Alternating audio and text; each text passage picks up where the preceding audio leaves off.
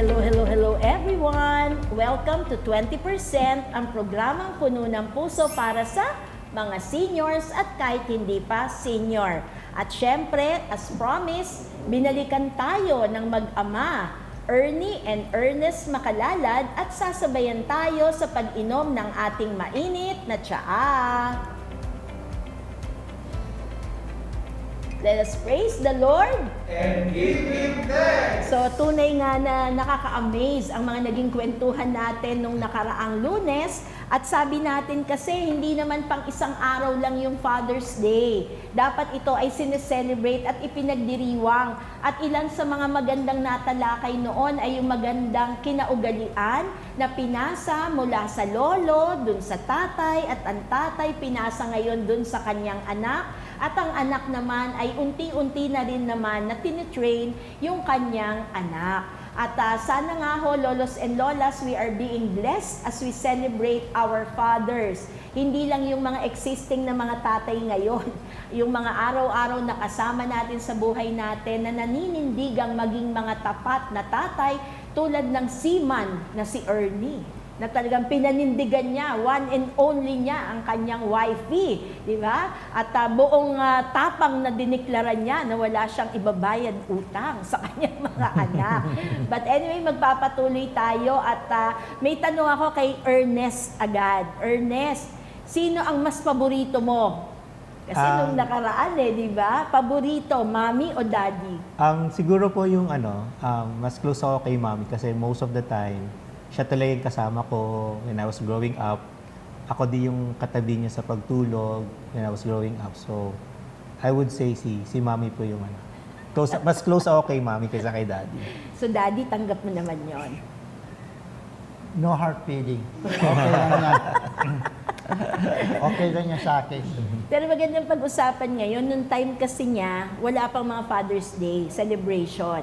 Ngayon na malalaki na kayo, how do you celebrate a regular Father's Day? Yung typical na celebration, pupunta pag magsisimba, then after mass, lalabas para kumain, lunch or late lunch, and then just go home na lang. So, very, very simple lang yung celebration. Pero at least may celebration na ngayon no? Kasi noong araw, Kuya Ernie, walang ganon, no? Wala. Parang mga sincelebrate lang birthdays, anniversaries, pero ngayon may mga Father's Day na at Mother's Day na celebration to give you honor. Kasi hindi naman madali, no? Na araw-araw ay yung role ninyo as daddies sa inyong mga anak. So, Kuya Ernie, paano naman ngayon? Malalaki na yung mga anak mo. Hindi ka ba napapagod? Kakaparot pa rito sa Australia para maging daddy pa rin. Siyempre, may dalawa ka doon. Tapos may dalawa ka sa Pilipinas. Actually, naka-schedule naman. May scheduling talaga, ha? Kasi actually, ngayong dating na June, mag-a-apostolate kami kung tawagin. Ilang araw lang. Pero nung panahon, nung araw nga baguhan pa sila sa Australia, matagal ako doon ng mga isang taon. Kasi maliliit pa yung mga apo. bata, tagahatid, sundo ng mga bata. Ngayon malalaki na sila. Pwede na sila. Saka nung araw kasi hindi pwedeng iwan yung mga bata sa bahay na walang adult na kasama. Kailangan may adult. Kaya nandun ako para makapagtrabaho yung mga magulang. Yan ako lang, taga-banda sa mga. So, kumusta yung panganay mong apo? Ay, panganay kong apo ngayon, na siya, nag-aaral na maging piloto. So may edad na, malaki na. 18. 18 yata. Pwede na ba mag-asawa? Ay, maganda ang girlfriend nun. Kala ko sasabihin niya, wag muna, pero tignan mo ang description, maganda ang girlfriend. Kasi inspirasyon din kasi doon sa bata. Nagtutulungan sila na kaya okay lang, pero bahala sila kung gusto na nila. Pero usually kasi doon, medyo may edad na pagka saka nagsesete. Yun ang unang-unang apo na, yun ang sabi nga niyan unang apo ay paborito. Aminin ko na yun. Hanggang ngayon, paborito pa din. Totoo po Talaga yun. wala mga- mailihim dito sa ating bisita no? So yung sa pagdating pala sa panganay na apo, parang automatic magiging favorite talaga. Oo, totoo yun. Kahit yung nanay tatay ko, paboritong apo, paborito din niya, nila. Sino ba ang panganay na apo sa inyo? Sigurado hindi sa'yo. Kasi hindi ka naman matanda. Hindi, yung anak ng kuya ko, paborito yun. Talaga. Kaya, pag ginusto nun, go. Payag na ang tatay ko, nanay ko. So, lolos and lolas, parang aaminin nyo na rin, ano? Pero syempre, in principle, lahat sila pantay-pantay Oo, sa parang atin. pantay-pantay. However, pag panganay kasi na apo, parang naaalagaan. Di ba? Tsaka yung parang sabik na sabik, dahil first time. Pero hindi naman nagbabago, syempre, yung intensity sa lahat ng mga apo. So ngayon, para masaya lang po tayo, may tatanong ako at ang ifo-focus na camera ay sa kanilang dalawa. Dahil titignan natin by raising of hands kung sino ang aamin, kung ako o siya. Yan, ha? Yun lang ang sa answerable lang by ako or siya. So magturoan kayong mag-ama. Ernie and Ernest, sino kaya ang mas honest sa kanila? Unang tanong, sino ang seloso? Bigla nag-isip sila. Sinong pinagseselosan? Aminado. Siya pala, hindi ang daddy. Yung bunso, no? Seloso ka kanino sa mga kapatid? Nung maliit kami, kasi sabay-sabay kami halos nag-aral. Isang taon na yung agwat namin, 4 na magkakapatid. So pag mayroong event sa school, usually ang inatenan ni ma'am, kasi si mami Lena noon, would be yung event ng mga elder siblings ko. So doon medyo, naranasan ko na lang yun kapag yung lumaki na yung mga kapatid ko, tapos ako na lang na yung sige. Okay, at least honest siya ha. Pero kasi sa kanila kakaiba eh. Lahat yan may award. Yun ang pinagseselosan siguro kung sino yung unang a-attendan ng mami mo. Kasi puro mga mga accolades sa mga natatanggap ninyo.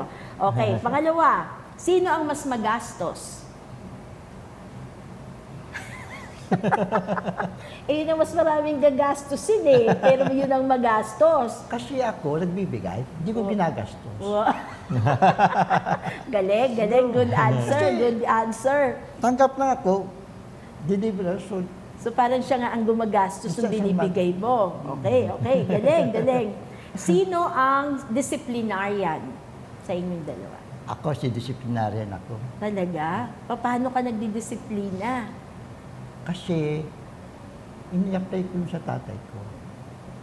Ngayon, pagka nagagalit na ako, ano ba, sa kainan, nag-aaway-away, walang kakwenta-kwenta. Sabay-sabay kami kumakain. Sasabihin ko na lang, dahil lang ha, alis muna ako. Hindi na ako nabalik. Understood lang sa matatalino naman yung mga bata ko eh. Wala na nila na nagagalit ako. Saka, pagka sinabi ko, hindi pwede yan, hindi pwede. So masarap tong tatay. Walk out lang pala siya. Walk out lang ako. No talk. Walk out lang. Silent treatment. Silent lang.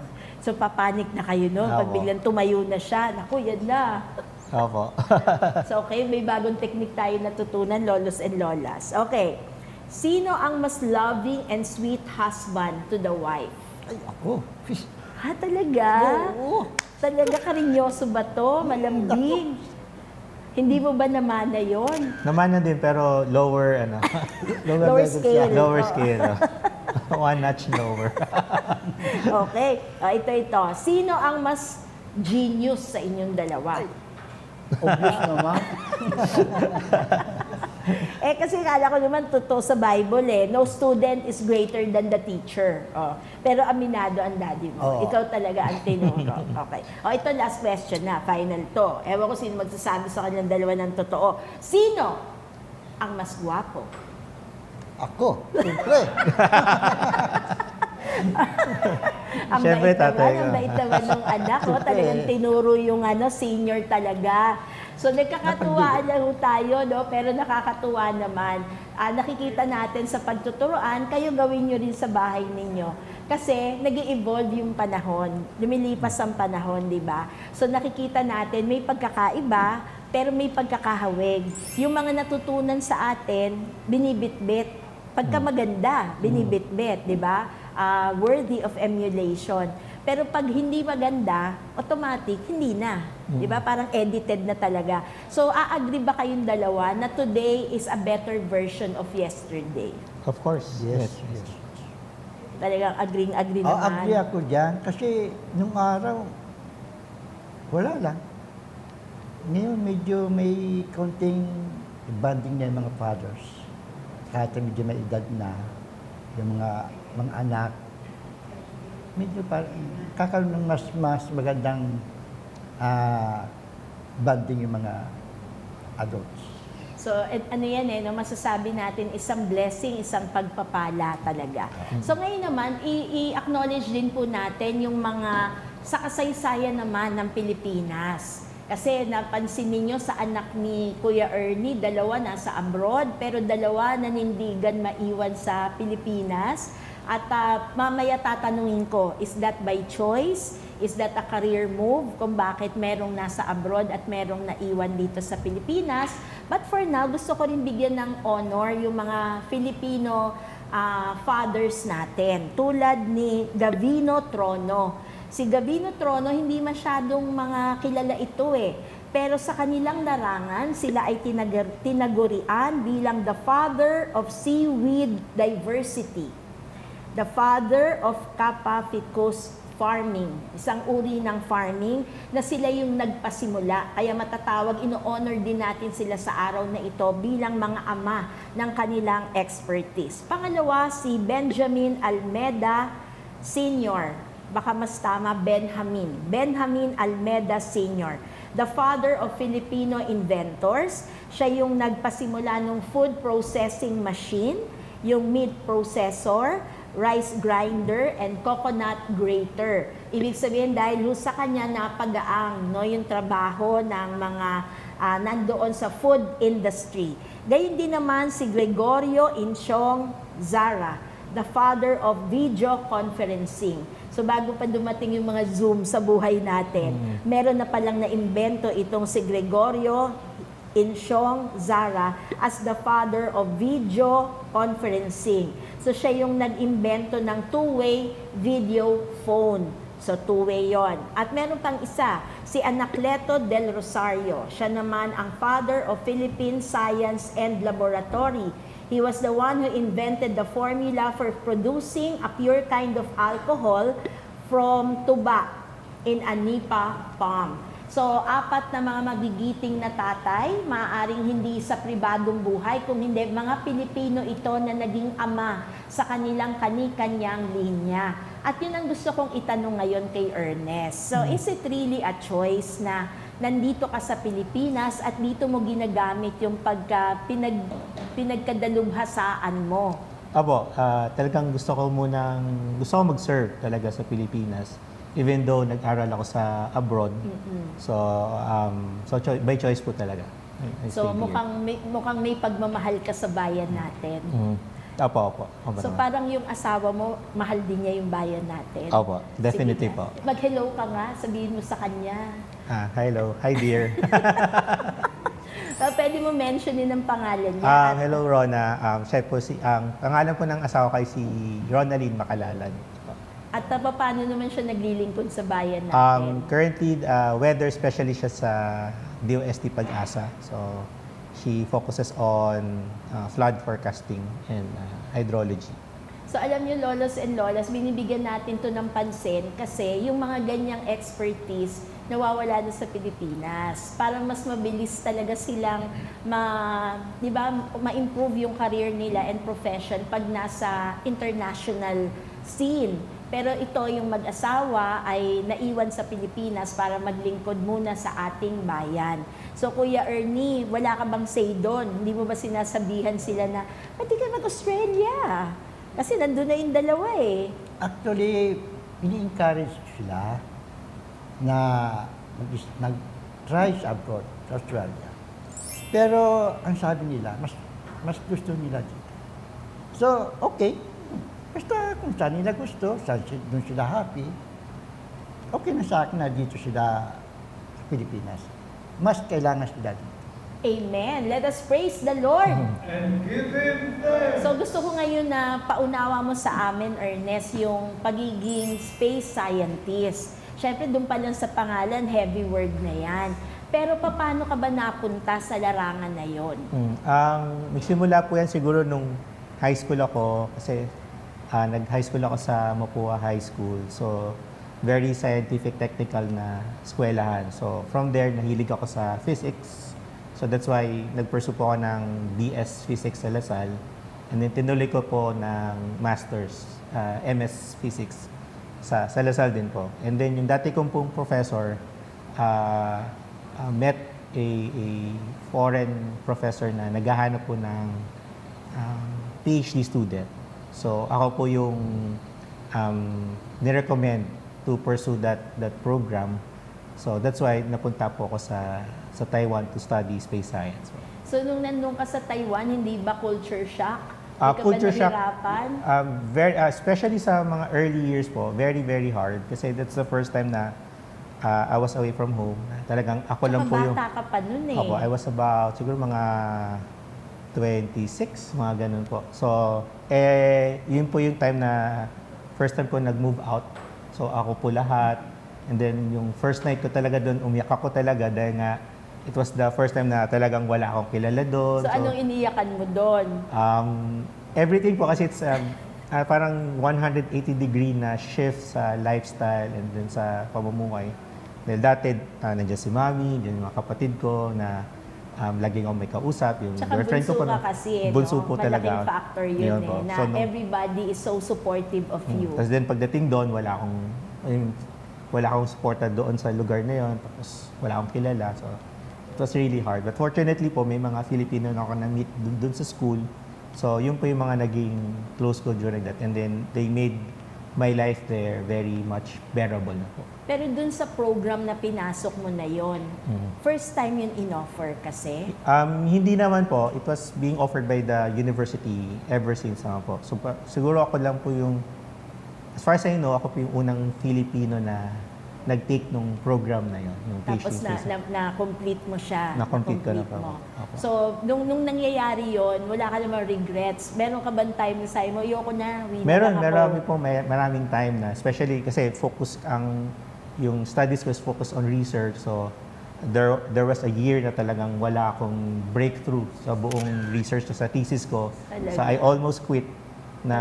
Almost quitted. But, fortunately, towards the end of the year, nakuha ko yung breakthrough na hinahanap ko. So, para nagkaroon ng second life yung aking program, yung aking study. So, yun yung pinaka-last push ko para matapos yung degree. So yung punto na yun, syempre very critical yun eh, di ba? Kasi parang almost there, Yes pero po, parang tama. hindi mo ma-pursue yun. Where did you draw your strength? Sa family ko po, definitely. So, girlfriend ko pa lang po yung wife ko noon. So, I always talk to her every night na sabi ko, so I always share with her yung mga struggles, even sa mga parents ko po. And then they just, they comforted me. Yung words of comfort is very important po yung support, moral support na even though hindi ko sila kasama, so I know that they are always there for me. And the good thing, nasa Taiwan lang ako, so malapit lang po so twice a year nagpupunta sila sa akin, binibisit ako, and that really helped me persevere dun So sa yung panahon na yun, hindi pala ikaw ang umuwi. Diretso yung program mo. Hindi naman po, umuwi din po ako. So parang lumalabas po na twice a year sila pupunta sa akin, then twice a year akong umuwi. Okay. So yun, nalaking tulong po yun. Yun. Nalaking Oo. tulong po yun. Buti na lang maraming pera tong daddy mo na talagang agad-agad pwede agad lumipad ng Taiwan. Siyempre, pasa-pasa mga anak ko. Mangungutang pa ako. Napaka-humble no? Pero kayang-kaya nga mamigay eh. So nakakatuwa. Tapos nung nangyayari na yon, ano ang foresight mo? Nasabi mo, tatapusin ko to para sa ano? Anong motivation behind? Siguro kasi the program is very new. So wala pang space program ang Philippines noon. So hindi ko iniisip na papasok sa space program ng Pilipinas. So I just want to teach after. So teaching talaga ang first parang first motivation ko to finish that program. So, yun po. Naku, di proud na proud naman ang daddy. Kasi dapat may isang teacher eh. Tapos ang naging teacher pa, space scientist talaga. Totoo yun. Kaya sabi ko nga, buti na lang, nagmana. So paliwanag mo naman sa lolos and lolas natin, ano bang relevance ng space science na yan? Siguro very relevant to these days kasi nung mga nakaraang linggo po, nung Mayo, yung nauso yung mga aurora borealis sightings po sa iba't ibang parte ng mundo because there was a very large event na Nakita ba yan sa Pilipinas? hindi po. Hindi po kaya kung nakita siya sa Pilipinas, matakot na tayo. Talaga? So, Opo, but imposible pala yan. I think yung mga kapatid ko po sa Australia, they were able to observe yung aurora borealis. So, Okay. that's one of the good things na dun sa So, inaalam lolos and namin. lolas, titos and titas, siya yung nakita natin sa mga FB. Opo, Okay, yun po. yun. Usong-uso ng mga nakaraang linggo po. Yan po. So, isa yan, doon yan, nakalinya yan sa space science na Opo, tinatawag. opo. Yeah. Paano naman itong nararanasan natin sa Pilipinas na heat index? Sa iyo ba yan linya o sa asawa mo? Sa asawa ko po naging yan. So kung ako po ay nasa taas, nasa space, siya naman po nasa atmosphere. So pag may problema sa baba, siya ang pinupuntahan. Pag sa taas naman, So, ako na po. Kuya Ernie, hindi ka ba nahihilo pag nag-uusap yung mag-asawa? Hindi ko na pinakikinggan. Kasi hindi ko naintindihan. Kasi Yeah. kami, ang biruan Para na namin, kayo mag-usap. ang biruan namin, kilala mo naman sila Jormy, sila Banjo, di ba? Opo. Pag nag-uusap sila, nagko-conference sila mag-aama, ang biruan namin, ayan na, nagno-nosebleed na tayo, umalis na tayo, kasi hindi na namin naintindihan. Sa inyo, mga atmosphere, di ba? Kulang na, iniisip lang namin na space science, mga astronaut, yun lang ang alam namin. Opo. Pero ito pala, yung mga ganyan na mga phenomenon, no? Ini-explain niya na uunawaan. So ngayon, kumusta ang mga estudyante mo? Nagkakaroon ba ng chance na ma-share mo talaga sa kanila yung fruit ng pinaghirapan mo sa Taiwan? Siguro isa sa mga joys ko sa pagtuturo is I was able to share my expertise sa mga estudyante ko. In fact, meron akong 2 estudyante na nagma-masters din sa same school and department na pinanggalingan ko. So I was able to inspire them to do the same, to follow the same path nung So, ibig sabihin, matatalino rin yun. Opo. Fortunately po. So, Tapos talagang sinundan niya yung hakbang mo. Kasi Opo. at least may predecessor na sila, na nag-pioneer. Yes, po. Madali na sa kanila na to Opo. go on. Totoo po yan.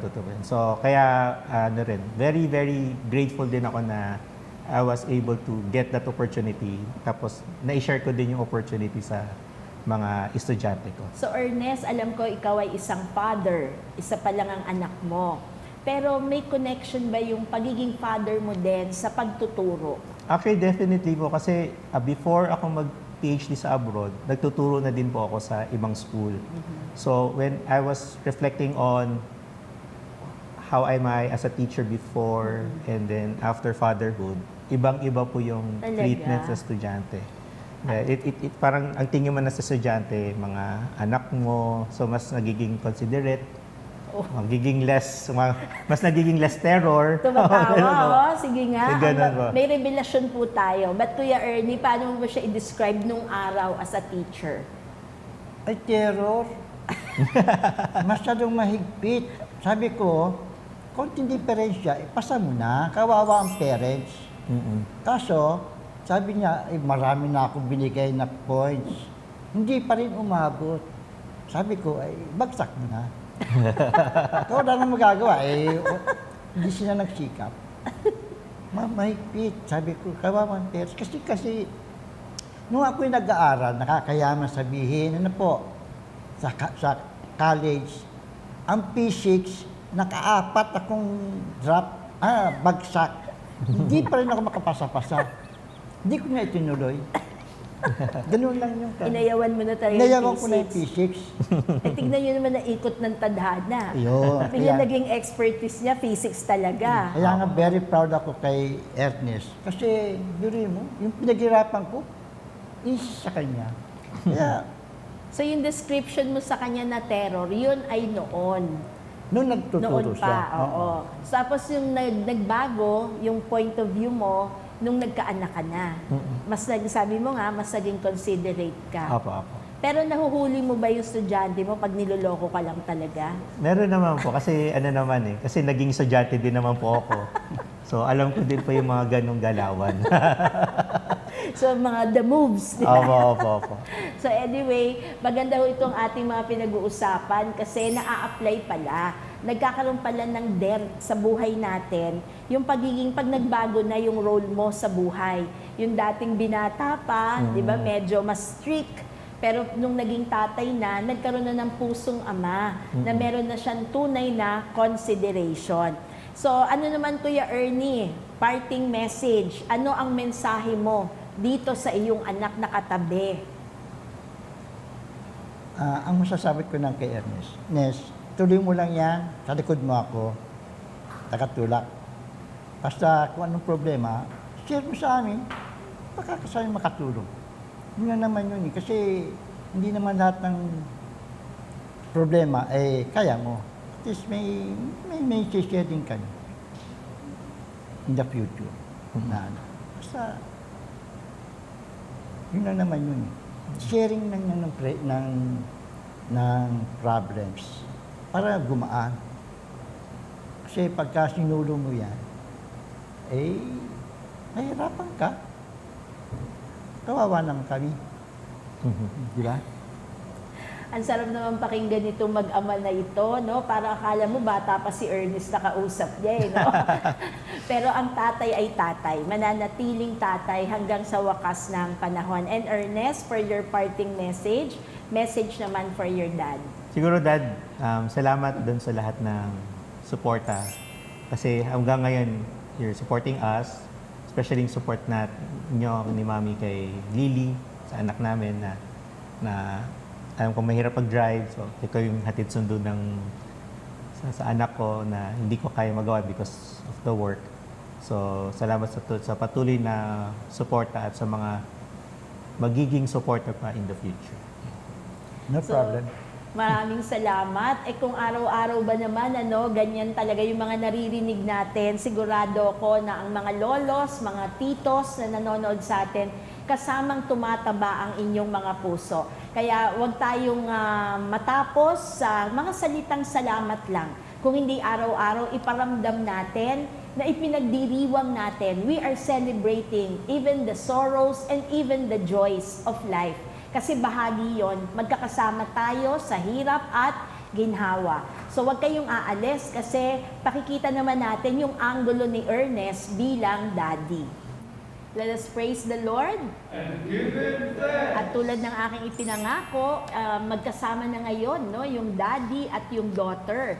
Pero bago ko sila introduce sa inyo, pakinggan natin ang isang poem na nagdi-describe para sa lahat ng mga daddies. Ang sabi, Me strength first. of a mountain. Me first. God took the strength of a mountain, the majesty of a tree, the warmth of summer sun, the calm of a quiet sea, the generous soul of nature, the comforting arm of night, the wisdom of the ages, the power of the eagle's flight, the joy of a morning in spring, the faith of a mustard seed, the patience of eternity, the depth of a family need. Then God combined these qualities.